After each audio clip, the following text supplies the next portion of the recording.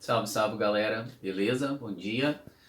Vamos lá falar um pouquinho sobre a persistência do trabalho escravo no Brasil, nosso tema de número 6 da apostila, um tema extremamente relevante, a temática da escravidão e do trabalho compulsório de modo geral, já caiu, inclusive na prova do Enem, no ano de 2005, mas no viés do trabalho infantil. Né? A nossa proposta com esse texto é um pouco diferente do que a gente já viu cair, né, na prova do Enem em algum outro momento. Bom, o título desse tema é a persistência do trabalho escravo no Brasil. É uma reflexão sobre as causas de, em pleno século XXI, nós ainda termos trabalho escravo. Na verdade, trabalho análogo, que significa semelhante à escravidão.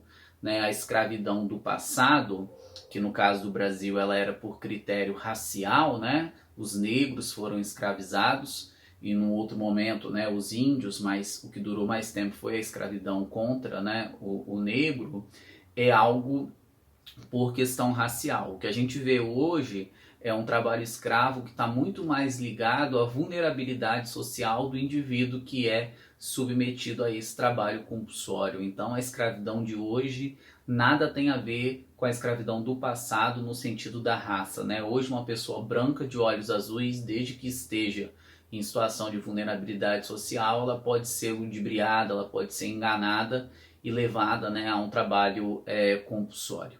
Então a gente vai começar, como sempre, né, o ponto de partida sempre é a leitura e a análise dos textos motivadores.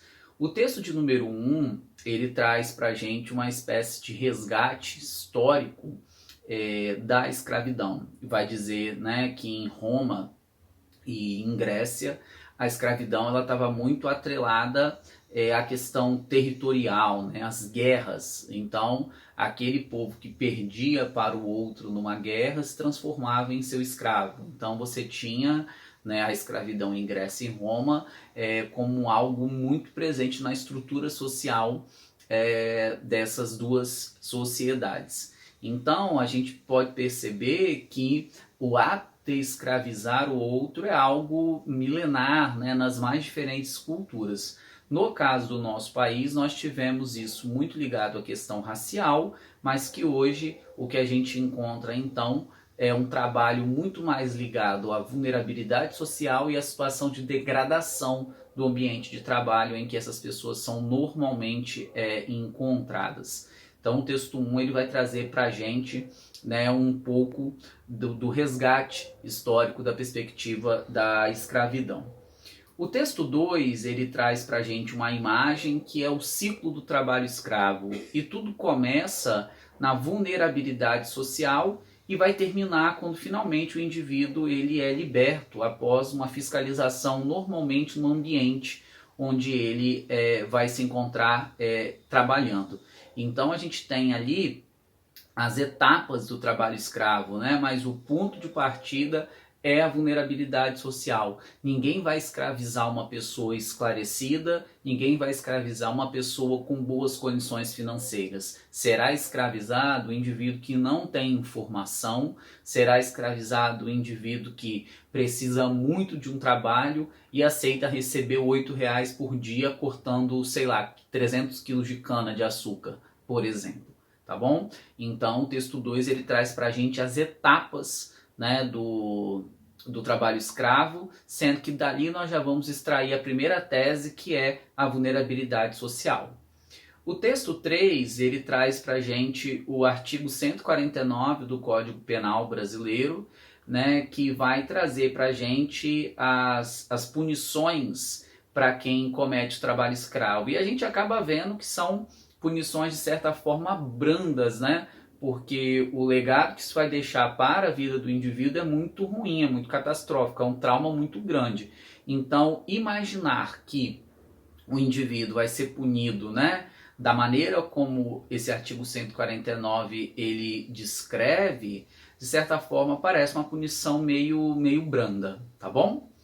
O texto 4, ele vai trazer para a gente a chamada lista suja, que é uma iniciativa muito interessante do Ministério da Cidadania, o antigo, né, Ministério do Trabalho, que já não existe mais, uma parte do Ministério do Trabalho ficou com o Ministério da Cidadania, que é basicamente criar uma lista onde nós teremos então as empresas envolvidas com trabalho análogo à escravidão. Isso é muito interessante porque favorece nós fazermos boicotes a empresas, a marcas que já tiveram envolvimento com essa atividade. E isso, de certa forma, também ajuda o trabalhador, obviamente que não todos teriam que ser os mais instruídos, a, de certa forma, quando receberem uma proposta de emprego, checarem se aquela empresa já teve algum envolvimento com essa atividade. Então, o texto 4 ele fala aí da lista suja, dando para a gente um mote, né, para fazermos a nossa proposta de intervenção. Beleza? Bom, o primeiro ponto aí para a gente ficar claro é o conceito, né, de trabalho escravo, que acho que já ficou mais ou menos certo aí na cabeça de vocês. Quais são as características do trabalho escravo contemporâneo? O que a gente vai ter como trabalho escravo contemporâneo são atividades que normalmente vão acontecer em ambientes degradantes, normalmente vai ser no corte de cana-de-açúcar, vai ser na construção civil, vai ser na soja, vai ser na extração de borracha. Normalmente o trabalho escravo ele ocorre em atividades que vão gerar algum tipo de risco, algum tipo de degradação física para o indivíduo que estiver envolvido ali no processo. Então o primeiro ponto seria, né, essa questão do ambiente. O ambiente em que o indivíduo está costuma ser um ambiente muito degradante. Segundo ponto, né, muito forte, a remuneração que o indivíduo recebe é incompatível com a função que ele executa. Como que o cara trabalha 13 horas por dia para receber R$20 no final do dia? Isso não pode acontecer. Então você tem aí uma incompatibilidade entre carga horária, função executada versus remuneração. Outro ponto que é muito comum nessas atividades, confisco de documento, né? O patrão pega, confisca a carteira de trabalho, a identidade, o CPF do indivíduo, para ter certeza de que ele não vai embora. Isso normalmente acontece muito também. Outro ponto que acontece é a aquisição de dívidas, né? O cara chega para trabalhar e tem que comprar a ferramenta dele, aí tem que comprar o maquinário, tem que pagar pela a comida que ele vai comer, tem que pagar pelo lugar que ele vai dormir. Daqui a pouco ele está cheio de dívidas e principalmente trabalha basicamente para saldar essas dívidas que ele tem com o patrão, beleza? Esse é o conceito de trabalho escravo moderno que, repito, nada tem a ver com questões raciais como existiu no Brasil no passado. Bom, quais são as teses aí que eu estou propondo? A primeira tese que eu proponho é que nós expliquemos a situação de vulnerabilidade social que os indivíduos estão submetidos quando ingressam no trabalho escravo. Ou seja, são pessoas pouco escolarizadas, são pessoas que vivem fome, são pessoas que estão privadas de direitos básicos como alimentação, educação, moradia e acabam se tornando presas fáceis para os enganadores, para os agenciadores. Então, o primeiro ponto a estar claro na nossa cabeça é entendermos que só ingressa em trabalho escravo o indivíduo que está em situação de vulnerabilidade social. Essa seria a nossa primeira tese, vulnerabilidade social, ok?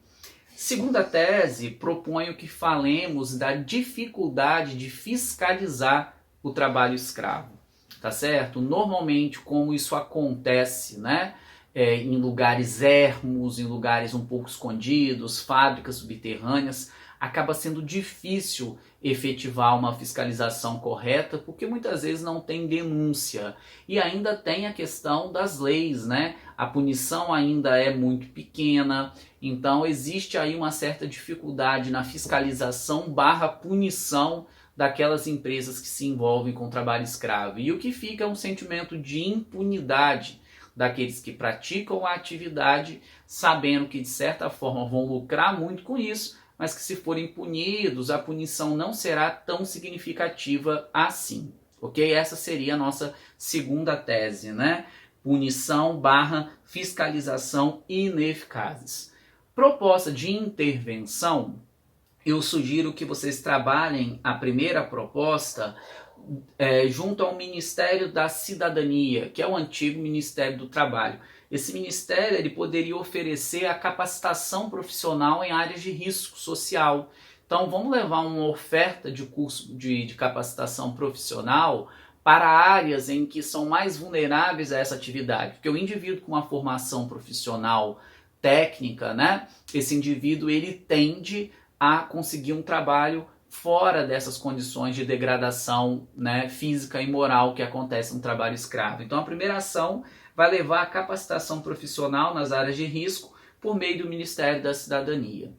E a segunda ação vai envolver o Ministério da Mulher, da Família e dos Direitos Humanos. Cuidado com o Ministério, né? Use o nome por completo e ele vai trazer para a gente uma melhor fiscalização, desde a preparação de equipes treinadas para isso, até mesmo para que a gente crie aí um disque denúncia, né? Para que as pessoas possam efetuar as devidas denúncias dessa prática de trabalho que é muito nociva para os indivíduos que estão envolvidos. Beleza, galera? Mandem brasa e qualquer dúvida eu estou à disposição, é só chamar, beleza? Um beijo no coração e saudade de vocês. Até!